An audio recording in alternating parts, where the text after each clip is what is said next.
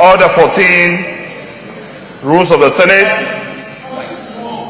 Privileges are rights enjoyed by the Senate collectively and by the members of the Senate individually, conferred by the Legislative Houses Powers and Privileges Act, Cap 208 of the Federation, 1990 and other statutes, or by practice, precedent, usage, and customs. Mr. President, my very, very respected colleagues, I address us this morning once again in the course of our nation's history. Mr. President, as a senator of the Federal Republic of Nigeria, who came to the National Assembly in 2007, about 11 years ago, Mr. President, I am particularly very unhappy, and my privilege was abused by the President of the Federal Republic of Nigeria, President Muhammadu Buhari, last week. Mr. President, last week, the President in the presidential villa, while addressing a delegation of the Buhari campaign organization, and this was televised in Channels Channels TV and AIT, and I have a copy here to tender before the Senate.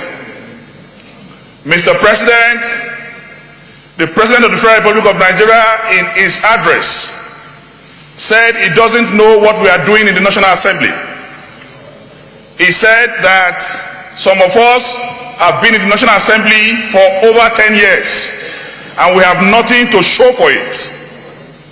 And I felt this statement, Mr. President, is not only unpresidential, but it's an assault on my person and the institution of the National Assembly, where I am proudly a member.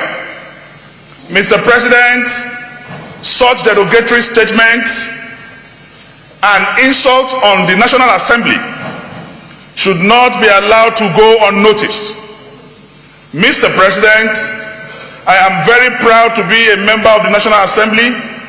I have been for the past 11 years. And Mr. President, for the President of the Federal Republic of Nigeria to so speak in low tunes about the National Assembly of Nigeria, I begin to ask myself, Mr. President, if Donald Trump will address the Congress or the Senate of the United States of America in like manner. One then begin not to wonder why we will summon the IG and he will refuse to come. One then we are not surprised why Director Generals of parastatals and heads of agencies will refuse to honor summons of the National Assembly, because the body language and the statement of the President is already demeaning the integrity of the National Assembly. Mr. President, I feel I should bring this to the notice of this Senate, and not just bringing it to the notice of the Senate. The occasion where the President made this statement was the delegation of the Buhari campaign organization led by the Controller General of Customs. Mr. President, Controller General of Customs is a rank, and Customs is a paramilitary organization. And if the Controller General of Customs will be leading Buhari campaign organization, that is an aberration and against his oath of office. When he took his oath of office, the Constitution is very clear, Mr. President. We all swore that our personal interests will not conflict with our official responsibilities and duties. It is an aberration, it is unconstitutional, it is undemocratic for a paramilitary organization headed by a Controller General to lead a campaign organization to the President, and they were welcomed. So that this will not continue, Mr. President, so that very soon we will not begin to see the IG attending the next APC convention on June 23rd. So that we will not see the Chief of Army Staff shouting APC in some of the campaigns. We must, as a Senate, take a very strong decision today to protect our institutions. Mr. President, we are creating great men when we are supposed to be creating great institutions. The statement of Mr. President and the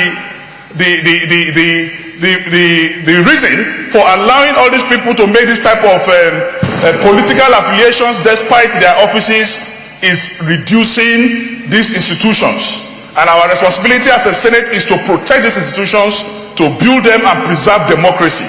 So, Mr. President, for the language the President used on the Senate, on the National Assembly, as I speak to you, Mr. President, President Muhammadu Buhari have signed my bill. The bill I moved on this house and was passed.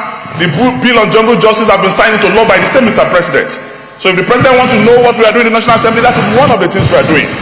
As I speak with you, Mr. President, I have 2 bills that are already on the table of the President waiting to be assented, waiting for the signature of Mr. President.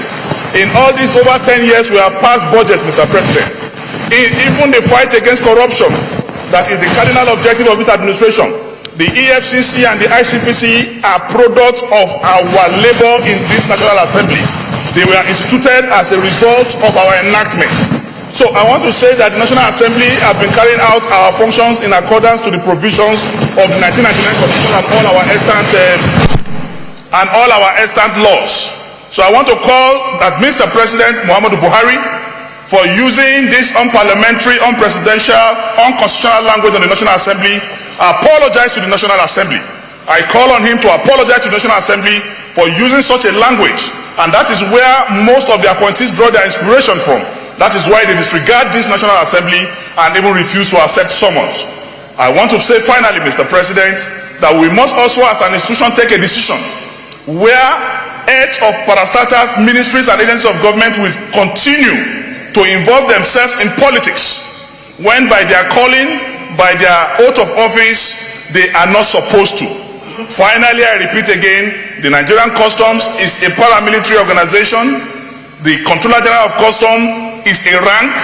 If he were wearing his uniform like I proposed earlier, he wouldn't have led the Buhari organization to meet with the President.